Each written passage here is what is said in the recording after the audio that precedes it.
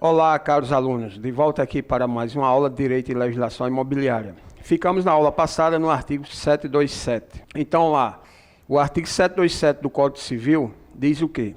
Se por não haver prazo determinado, o dono do negócio dispensar o corretor e o negócio se realizar posteriormente, como fruto da sua mediação, a corretagem lhe será devida. Igual solução se adotará se o negócio se realizar após a decorrência do prazo contratual, mas por efeito dos trabalhos do corretor. O que é que o artigo quis dizer aí, o doutrinador? Por isso que eu falei em aulas passadas que é de suma importância tudo por escrito. O prazo contratual, a sua remuneração, a data, sua assinatura e a assinatura do cliente. O cliente que eu falo é quem está lhe contratando para a prestação dos seus serviços, ou seja, o dono do imóvel. Na ficha de captação tem que estar tudo preenchido. O que é que ele quis dizer aí? Vamos ler mais as duas frases ali que faltam, os dois parágrafos, que a gente vai entender melhor e eu voltarei com a explicação, ok? Desta forma, nos casos de contrato de mediação sem prazo determinado, se o comitente dispensar o corretor, mas o negócio se realizar a posteriori, em virtude da sua mediação como corretor, a comissão será lhe devida, como dispõe o artigo em tela. A mesma solução é adotada pelo artigo em estudo nos casos de contratos de corretagem com tempo determinado, em que o negócio se realizou após o término do prazo e em virtude dos trabalhos exercidos pelo corretor. Então, bora lá para a explicação. Preste atenção agora. Volto a dizer que a ficha de captação, a opção de venda, tem que estar lá bem preenchida, ok? Passarei aí, disponibilizarei para vocês no material a minha ficha de captação. Ela está lá em Word, certo? Aberta, sem senha, sem código nenhum, para você poder editar a sua. Ctrl+C e o Ctrl+V falando. Mas lá você vai ter tudo em relação ao que o artigo relata aí. Pois bem, se o contrato, certo, de intermediação imobiliária for com ou sem exclusividade, não interessa.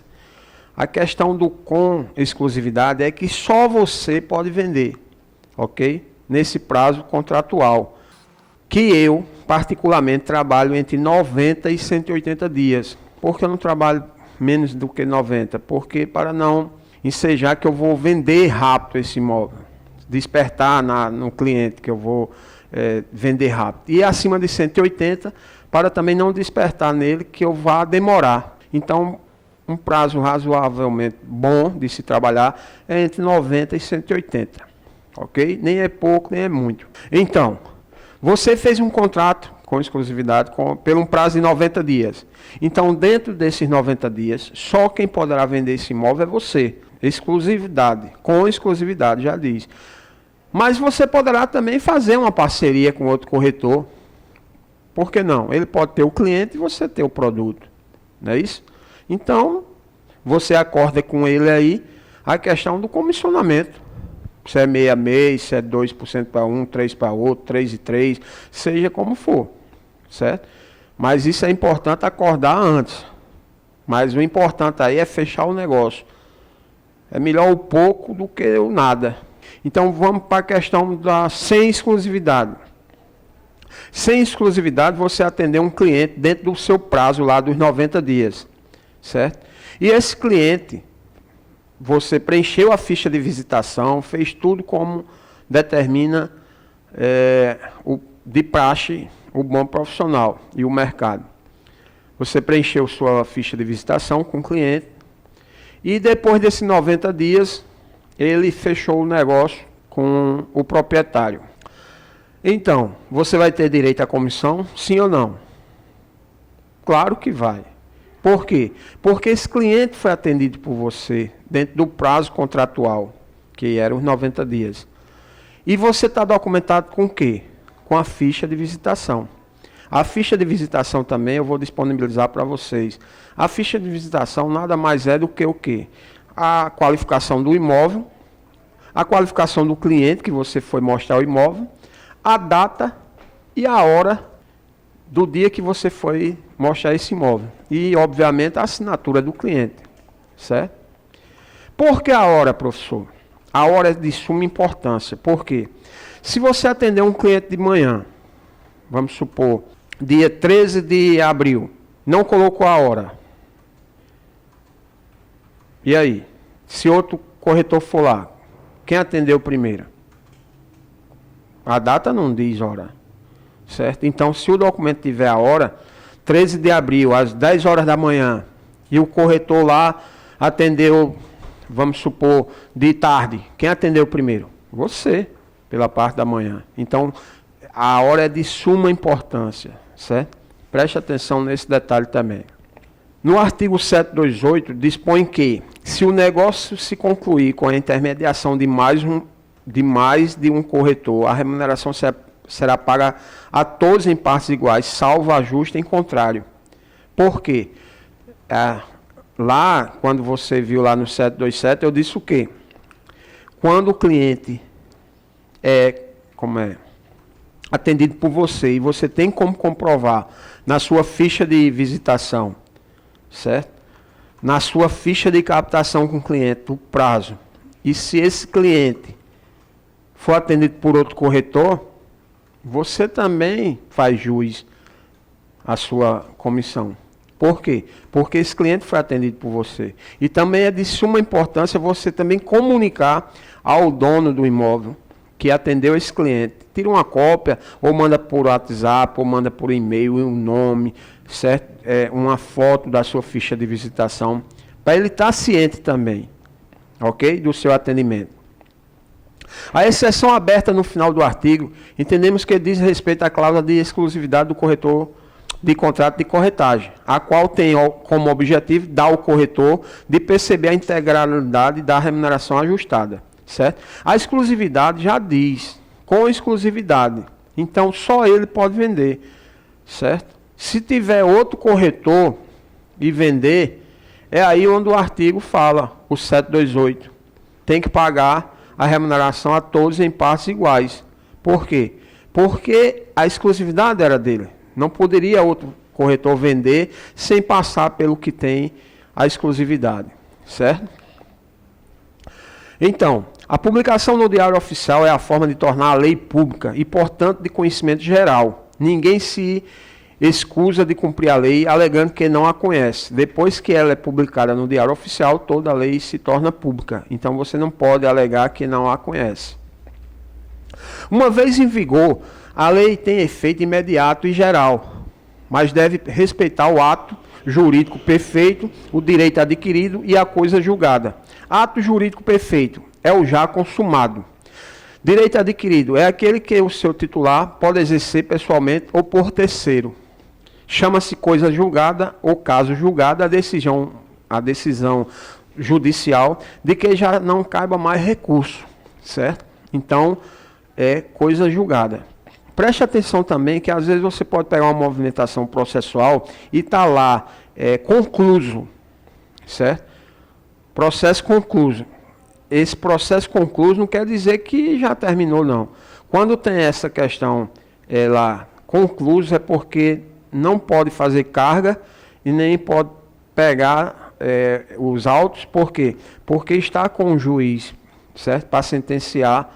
Então, não é a questão da coisa julgada. A coisa julgada ou o caso julgado é a decisão judicial de que não cabe mais recurso, ok? É diferente de concluso, beleza? Vamos agora das pessoas naturais. Toda pessoa é capaz de direitos e deveres na vida civil, ou seja, tem personalidade que a autoriza a ser titular de deveres e direitos nas relações jurídicas entre os homens. A personalidade civil da pessoa começa no nascimento, com a vida e termina com a morte, é claro. Se o nascituro lá, certo? Nasceu, ele respirou, ele já tem a personalidade civil, certo? E, obviamente, não respira mais, morreu, deixou de ter a personalidade, claro. Então, a respiração é considerada como sendo a prova mais eficaz do nascimento com vida, ok? Todavia, desde a concepção, a lei põe a salvo os direitos do nascituro. Nesse sentido, o nascituro pode herdar, receber doações e legados, ser adotado, configurar como sujeito ativo e passivo de direitos e obrigações. O que é que a lei diz aí? Que se o bebê lá nasceu, respirou, ele já tem a personalidade civil. Então ele já pode herdar, ele já pode ser, ter legados, pode receber doações. E isso aí é de suma importância no mundo imobiliário. Daí a importância de você, às vezes, se deparar com conflitos que o imóvel não pode vender. Por quê? Porque o nascituro lá, um bebê, uma criança, é herdeiro. Então esse negócio não pode ser feito, certo? Se for feito, ele será nulo, certo? Então, vamos ver aí a questão do curador e tutor. Muita gente confunde a questão do curador e o tutor. São duas coisas diferentes, certo? São nomeações diferentes, mas que sempre causam bastante confusão por terem funções basicamente iguais. As duas são condições de cuidar de uma pessoa e de seus bens, representando-a legalmente. Então, curatela, que é o curador, é instituída para cuidar de uma pessoa incapaz. Qual a diferença aí? Ó? Quando você tem a curatela, você está cuidando de uma pessoa incapaz. Quando você tem a tutela, você está cuidando de um menor, certo? Você é tutor desse menor. Então, a curatela é instituída para cuidar de uma pessoa incapaz. E a tutela é a pessoa que cuida de um menor. A tutela é um instituto de proteção àqueles que estão fora do poder de família, certo? Poder pátrio, como órfãos ou menores sem contato com os pais por qualquer motivo, certo? Então, tutela menor e curatela incapaz. Com outras palavras, a diferença básica entre curador e tutela é o que eu já falei. É que o curador representa alguém adulto e incapaz, certo? E o tutor zela por um menor na ausência dos pais. Beleza? A capacidade civil é a aptidão da pessoa para ser titular, ou seja, exercer direitos e assumir obrigações na ordem civil. Há casos em que a lei protege determinados grupos de pessoas, considerando a idade, saúde e o desenvolvimento intelectual, impedindo-os de exercer pessoalmente seus direitos. A esse grupo de pessoas dá-se o nome a denominação de incapazes. Preste atenção. A questão aí, eu tive até um aluno em módulos passados, que ele me chamou e disse: professor, eu sou aposentado do Exército, certo?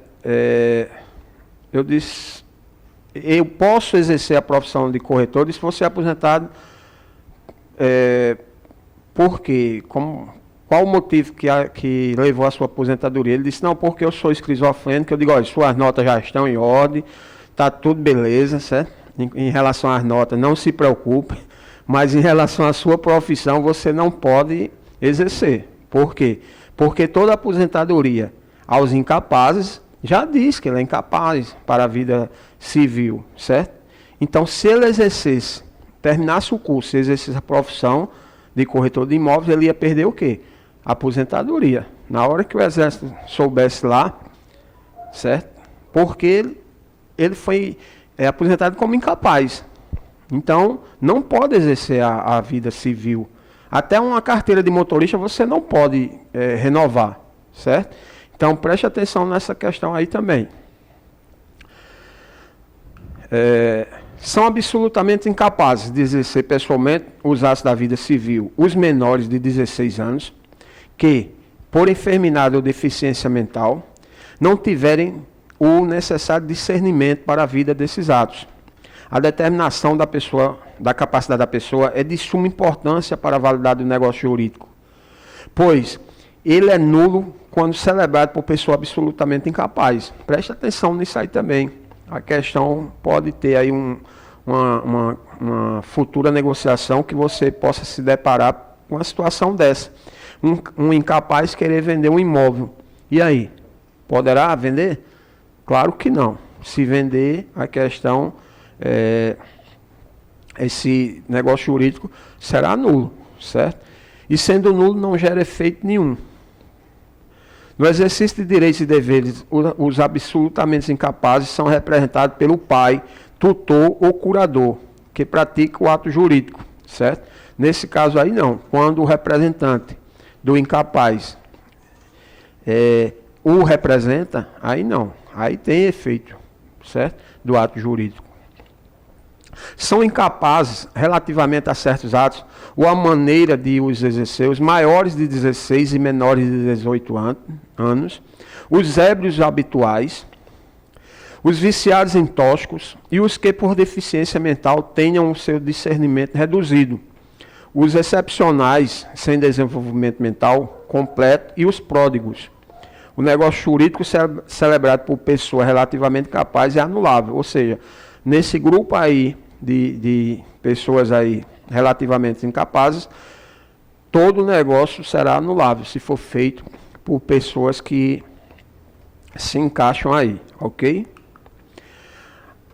A menoridade cessa aos 18 anos completos, quando a pessoa fica habilitada à prática de todos os atos da vida civil. Todavia, preste atenção aí, todavia cessará para os menores entre 16 e 18 anos a incapacidade pela emancipação, concedida pelos pais ou pelo casamento, certo?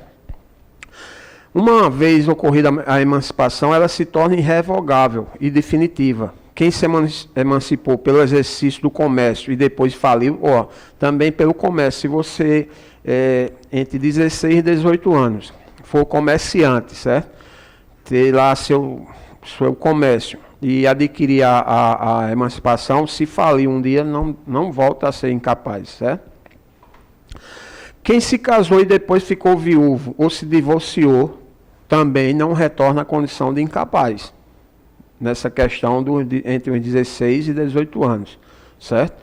Se emancipou, uma vez emancipado, não volta mais. Por exemplo, casou, se emancipa, se separou, ficou viúvo, não volta à questão da condição de incapaz. Ele fica lá com a responsabilidade civil, ok? Vamos aí, para a existência da pessoa natural, termina com a morte. Pronto. Lá, a capacidade civil começa com a vida e a personalidade da pessoa civil começa com a vida e termina com a morte. Então, vamos ver os tipos de mortes aí. Porra, professor, morte? O que é que tem a ver com o mercado imobiliário, com corretagem? Vamos ver aí que você vai ver. A questão da morte presumida e a morte real. A morte real está lá no artigo 6º do Código Civil, que é a morte constatada, a existência do cadáver. É a morte que tem a prova incontestável, certo? Já a morte presumida, no seu artigo 7º do Código Civil, é a morte que não é de fato. É a morte declarada, diferente da morte real, que é constatada. Por quê? Porque no imóvel aí, o cara pode estar desaparecido, certo? Se ele morreu, não. Aí a viúva, no caso, já tem o atestado de óbito, certo?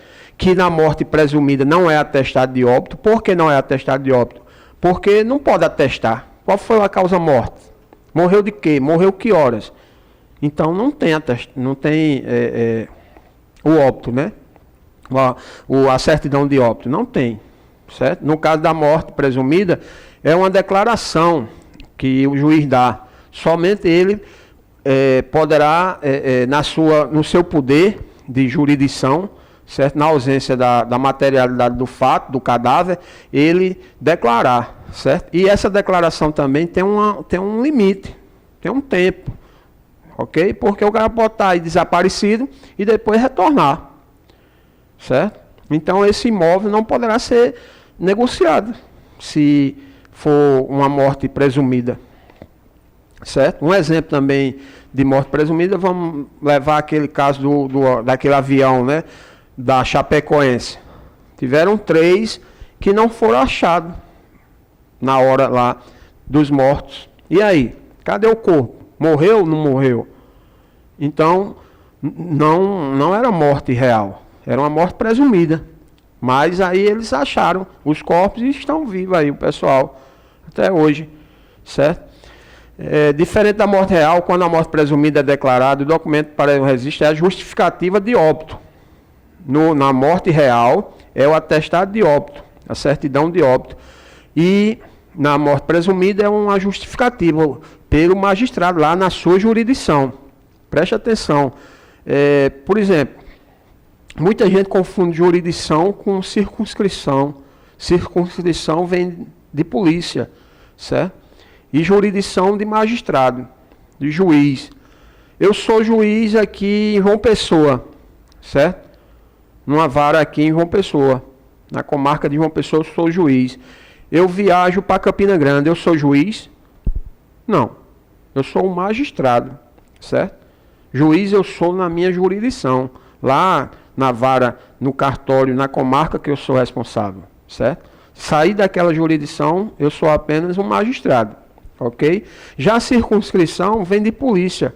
A Polícia Federal Rodoviária, qual é a circunscrição dela? As BRs federais, certo? Ela poderá multar alguém dentro da cidade? Não, não é a circunscrição dela, certo? Ela pode prender alguém dentro da cidade, fora a BR federal? Não, salvo se for em perseguição, mas cada um tem a sua circunscrição. Por exemplo, vem uma autoridade, o presidente da República, quando vem, por exemplo, aqui para João Pessoa, o nosso aeroporto fica na cidade de Bahia.